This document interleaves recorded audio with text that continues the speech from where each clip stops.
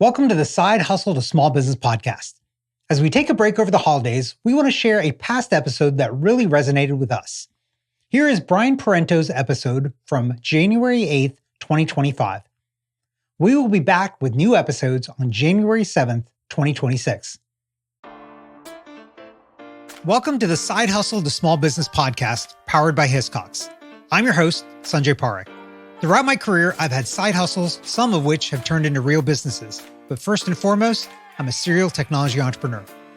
In the creator space, we hear plenty of advice on how to hustle harder and why you can sleep when you're dead. On this show, we ask new questions in hopes of getting new answers. Questions like, how can small businesses work smarter?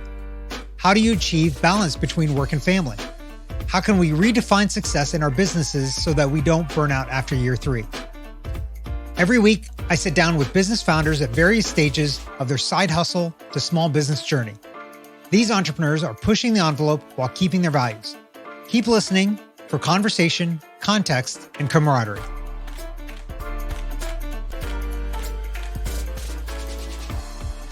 Today's guest is Brian Parenteau, the founder of multiple award-winning restaurants in Florida, from Fort Lauderdale to Miami and more. Brian, welcome to the show. Thank you for having me. So I'm excited to have you on because I feel like everybody always has an idea of like, oh, I want to start a restaurant one day. And maybe you're going to disabuse us of those dreams or maybe reinforce them in a minute. But before we get into that, give us a little bit about your background and what got you to where you are today. Well, I moved to South Florida years ago when I finished college. I came down here with dreams of getting a nice job using my degree, which was management, business management. And I took a job as a barback in a nightclub in South Beach to, make ends meet, to fill the gaps. And from there, it spilled over into something I enjoyed. And I went on a little bit further, became a bartender and a server.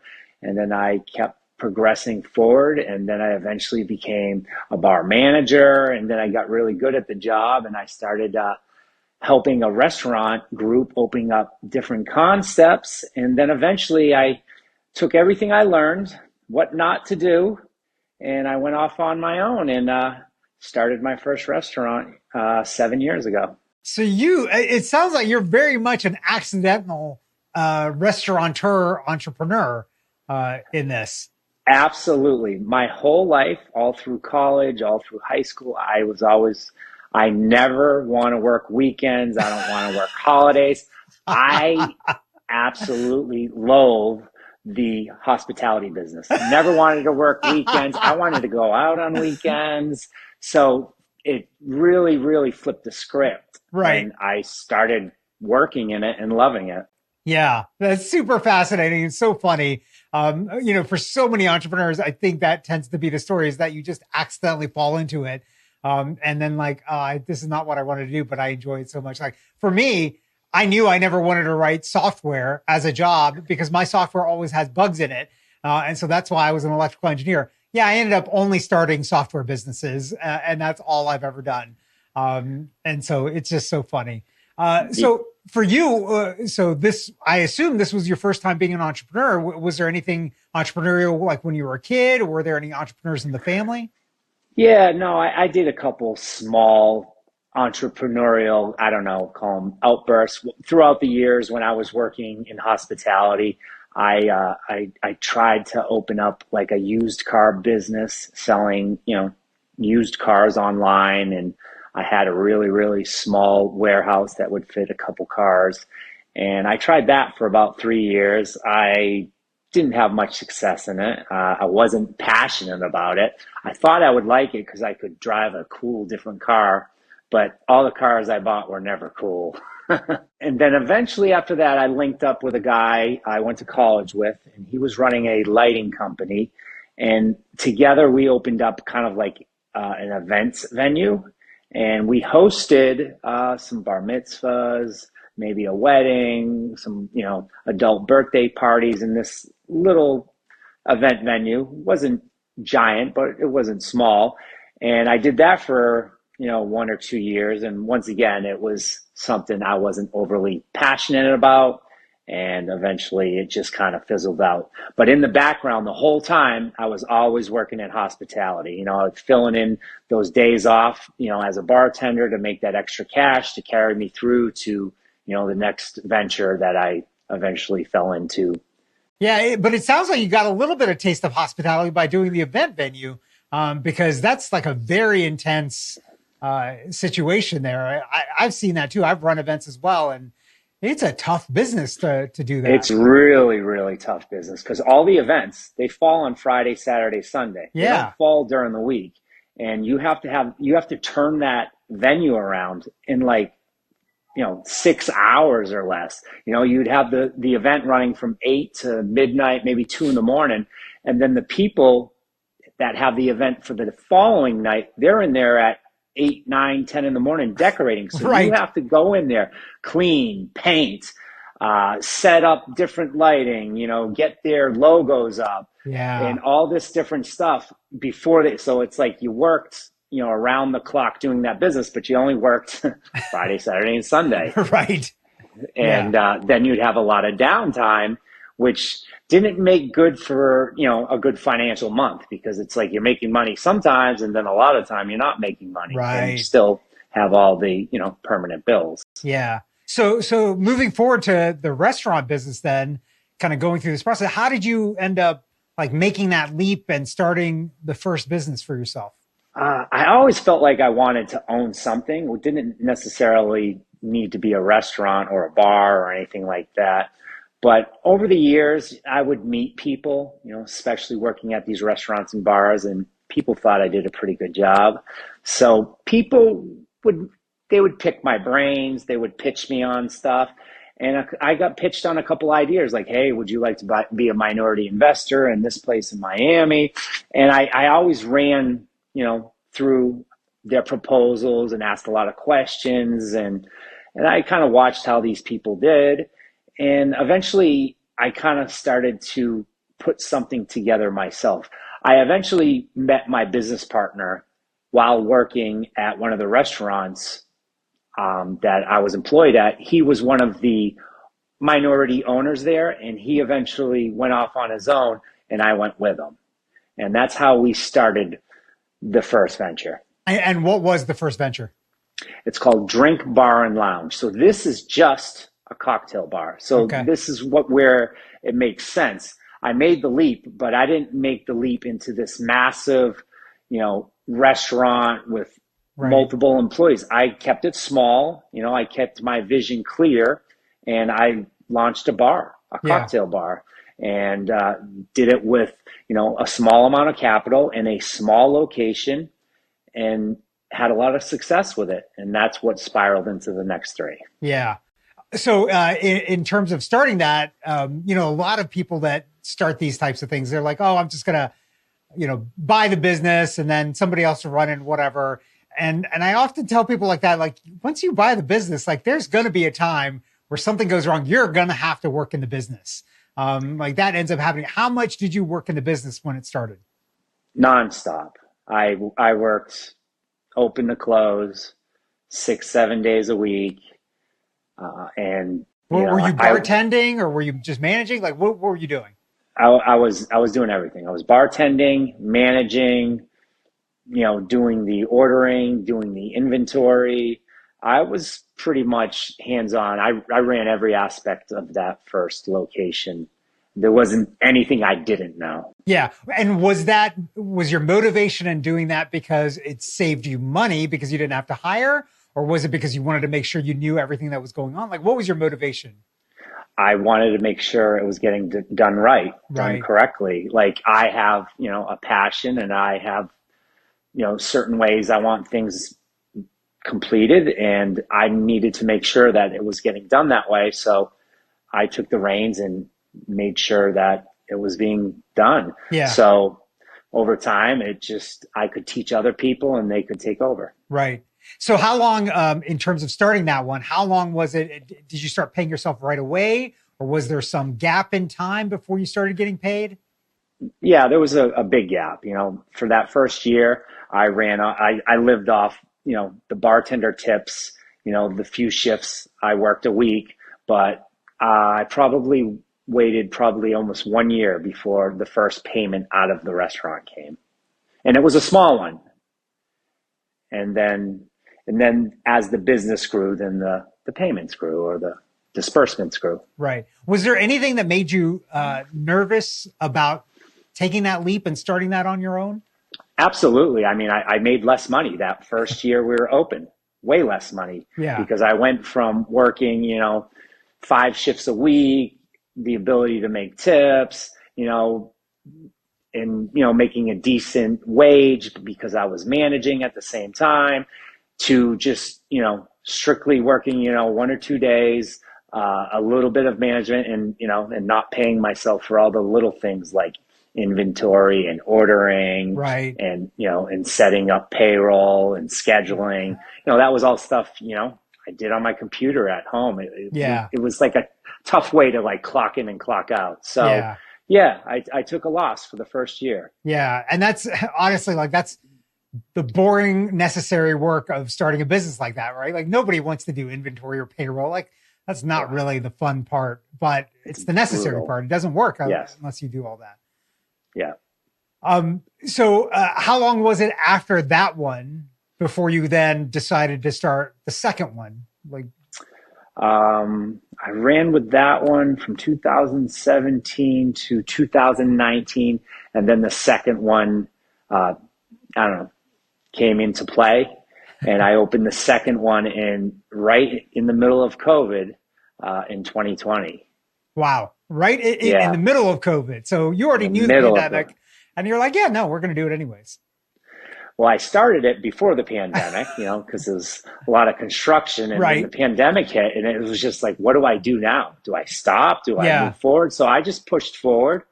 I delayed it a little bit, the opening, and then I opened, and, I had to have all the necessary pieces in play, partitions, social distancing, masks, all that stuff, which, we did, and we got through it. Yeah. Did you still have the bar at that point, and you were still running that as well? Okay. So both simultaneously. Yes. Simultaneously. And so how did since we're talking about the pandemic, how did the bar fare then during the pandemic? It didn't fare well at all. I mean, for the first several months, they would not allow any bars to be open. You could only be open if you served food. So what I did, was I filed for a restaurant license. And since I had a lot of time, since the business was closed, I got it quickly. I developed a food menu. I hired a chef, and I implemented food and reopened probably a couple weeks later. Oh, wow. That was a good pivot and shift there. I'm sure a lot of your compatriots that ran just bars, did they end up shutting down, or what happened? Most of them shut down. A couple of them came to us and like, how did you do this? And it's like, I didn't want to share my secrets, but I helped them the best I could. Yeah, that makes sense. Crazy times. And now I'm sure you look back at that, and having survived that now, there's probably a lot of lessons from that experience. Like what have you walked away with through living through that pandemic? Yeah. I mean, you just have to pivot. You have to adjust. You have to, figure out your strengths and weaknesses. You got to trim the fat. I learned a lot from that. And I think our businesses, after that really thrived. Yeah. We learned to do kind of a lot with less. Right. And, we had to make sure that we were serving up a great product, because you only got one shot at keeping these customers happy, especially during a time where customers aren't everywhere. Right. So yeah, there's a lot of learning experiences there, and you just have to adjust and pivot. Yeah. So now it looks like you're starting to expand into other cities outside of where you are in Fort Lauderdale. Talk to me about that, and what's kind of the thought process there, because it's a lot harder to manage when you're not nearby at that point. It's tremendously more difficult to manage, because in Fort Lauderdale, I have, 3 locations. They're all maybe a mile apart, very easy to get to. It's 10 minutes from where I live. It's very easy to manage. Now my fourth location's in, let's call it downtown Wynwood, Miami. And that's, 45 minutes to an hour away, depending on traffic. And it takes a while to get there. And once you're there, I have to make sure that I get everything done, because you can't forget something and just be like, oh, let me just go drop in, fight traffic for an hour. So yeah, it's been difficult. It's been fun, but it's been challenging at times, just trying to allocate my time to the right places and the right times. Yeah. What motivated you to do that and open a location that's not that far away, but significantly far away from you? I think I always wanted to be in a great, big international city. And part of it, I guess, is ego. I've had a lot of success in Fort Lauderdale, and they're doing well. And Fort Lauderdale's, it's a small city, but I had dreams of, going into big cities, such as New York City, Chicago, Atlanta, and, Miami being the closest. Right. I said, that's the easy route to get to a big city. So I went down there, and that's how I opened it up. Yeah. Yeah. So is the concept that you've opened up in Miami similar to the ones in Fort Lauderdale, or is it totally different? They're similar, but different. Yeah. It's a little more edgy, a little more industrial. It's based off of my Mexican restaurant in Fort Lauderdale. Uh-huh. It's like elevated, edgier, more Miami version. Call it like an international version of my Mexican concept up here in Fort Lauderdale. Okay. Okay, cool. And do you share, in terms of starting that one up, did you end up sharing any of your staff that you already had, and help kind of augment what you were doing in Miami, or was it totally separate? Mostly separate. We shared kitchen staff. Okay. So our corporate chef, his name is Tulio. He runs the Mexican concept in Fort Lauderdale, as well as the Mexican concept down in Miami. And we took a couple of his people at the beginning, but right now it's just him. So he's the only shared employee. Okay. And everyone else is people we've trained and coached.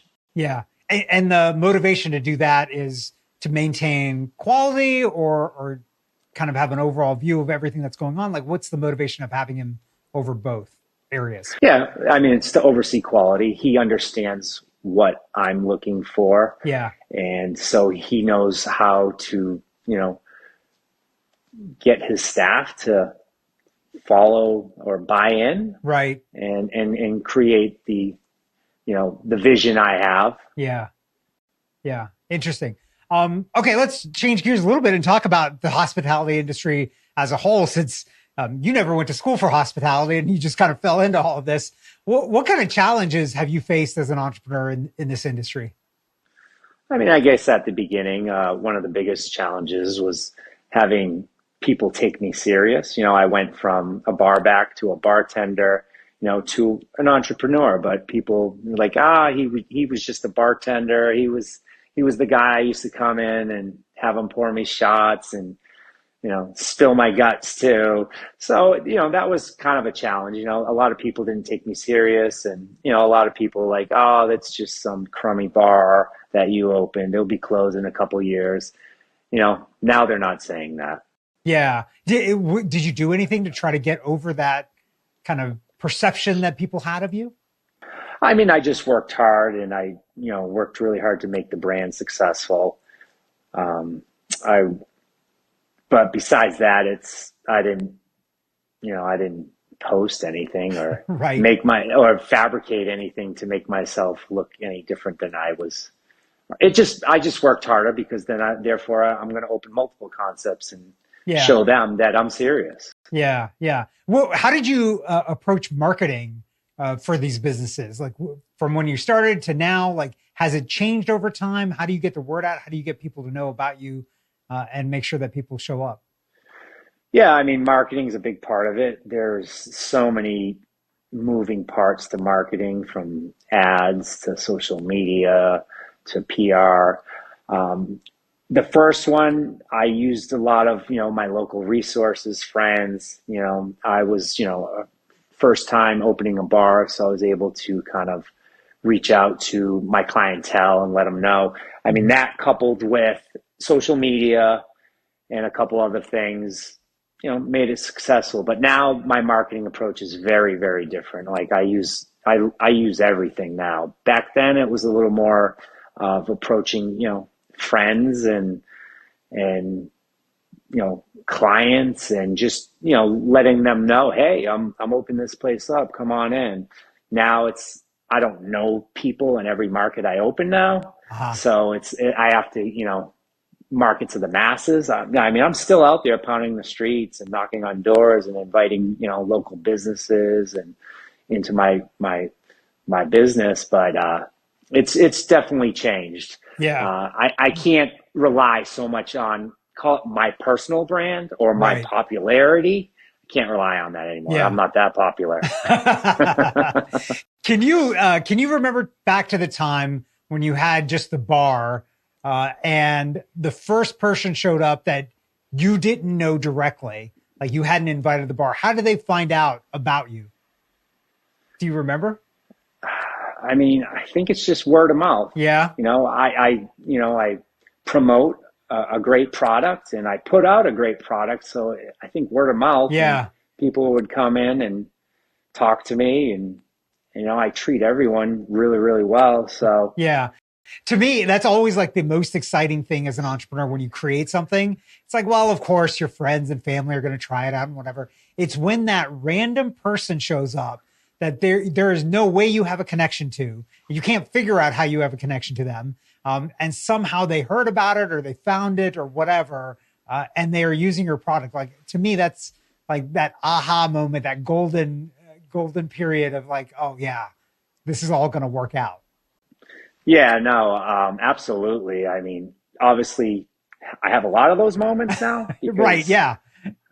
I still have, some of the beginning moments where I know a lot of the clientele coming and I promote to the clientele I know, but it's when they bring back their friends and their friends' friends of friends. Right. And then random people start to hear about you, and then they see advertisements, they see, our brand on TV and stuff. And it's really interesting. Yeah.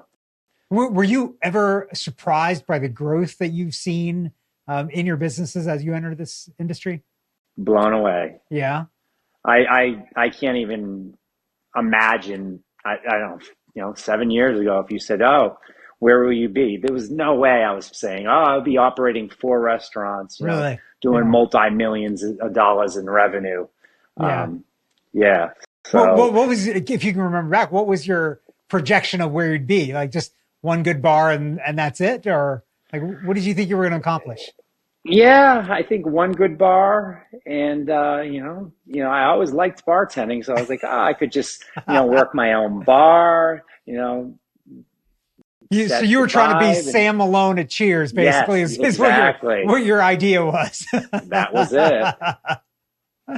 So let's since we've talked a little bit about kind of the history, let's talk a little bit more about that and think back to something that you would change and do differently if you could go back in time. Is there something that stands out to you of like, now that I know what I know, I would have done this way differently? I mean, the biggest thing is I would have taken the leap a lot sooner. Really? I was putting it off, saving money, which I mean was a good thing, but I don't know why I didn't pull the trigger sooner. Yeah. I think I had been ready for plenty of years, and I think I just waited too long. So that's probably the big one. I should have, jumped ship or left my comfort zone a lot earlier. Yeah. Why is it that you feel like you waited? What was it that held you back? I think it's probably money. I was working hard and saving money, and I just wanted to make sure I had the right amount of money.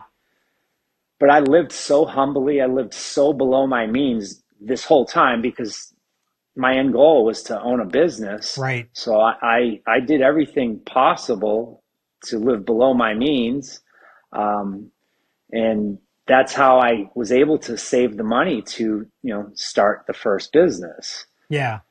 And I mean, even to this day, I still live way below my means compared to a lot of other people. Right. And, and I could probably spend a lot more on a lot of different things, but, it's just like I like to have that safety net or that Yeah. safety blanket in place. And if something goes wrong, I don't stress it. I don't worry about it. Yeah, that's a good way to live because you never know when a pandemic is going to show up at your Yeah, doorstep or right. anything else that is not predictable. So, was there anything that nudged you and caused you to finally take the leap that just sent you over the edge of like, okay, now is the time? I guess it was just when I was working for a restaurant group, I was helping them open up restaurant concepts, and I was killing myself doing it. And I was working 15, 17-hour days. Wow. And I was kind of like, I can do this on my own. I don't need anyone now, and I won't need anyone doing it for myself. Right. Yeah. So I guess that was, my breaking point, I'd say. Yeah. It was when I really was like, all right, this is it. I'm going full force into this. I'm seeing what it takes to really open up a new concept. I can do this. Yeah. That realization is something that drives, I think, a lot of people, and just knowing and being convinced that you can do it for yourself. Along those lines, what advice would you give to somebody that's thinking about being like you and either starting a side hustle or launching a full-time business? I would say, be humble and live below your means, save money and dive in, and don't be afraid to, I guess, fail. But I think if you have a lot of passion, a lot of heart, and you do what's right, I think you'll be all right. Yeah. Yeah. That's great advice. So thinking about kind of last question here for you, thinking about managing all of this stuff, are there any technologies or apps or systems that you have in place to help you manage and kind of get through the day? Because there's a ton of people that you're dealing with that are employees and a ton of different locations. You can't all, see them all at the same time. So what do you do to make it all work? I mean, I just use my calendar and just schedule everything up. I mean, that's probably the easiest thing. I mean, every time I'm on a call, it's like, if they want to set a meeting with me, send me a calendar invite. And if you don't, we won't be able to do this. Right. Yeah. So, I mean, that's probably the best technology, because that allows me to, really schedule my time out. It allows me to really strategize. Yeah. Like today, I'm on with you. I got a 2:30 meeting after this, and then I got to drive to Miami. I got a 4:00 meeting down there and another one at 6. So I have it all mapped out on my calendar. I have the times, travel times mapped out, so I know where I need to be. So that's probably the technology I use the most. I mean, every business has other simpler technology, scheduling apps, which makes things a lot easier. Back when I started, it was a pencil and a paper. Now we have scheduling apps that make things easier. Payroll, it's all automated now. You just hit clock in and clock out and import numbers. So I guess a lot of those simpler technologies, QuickBooks, once again, that makes things a lot easier. Yeah. So all these new platforms work well. Yeah. So I lied to you. There's actually one more question, because you kind of sparked it with that answer. Thinking about your calendar, do you schedule time away for yourself from the business? Like, how do you think about like that time away? And is there blocks in your calendar specifically for that, or is it weeks? How do you do that? I don't have anything specifically blocked out, but when things come up, I check my calendar.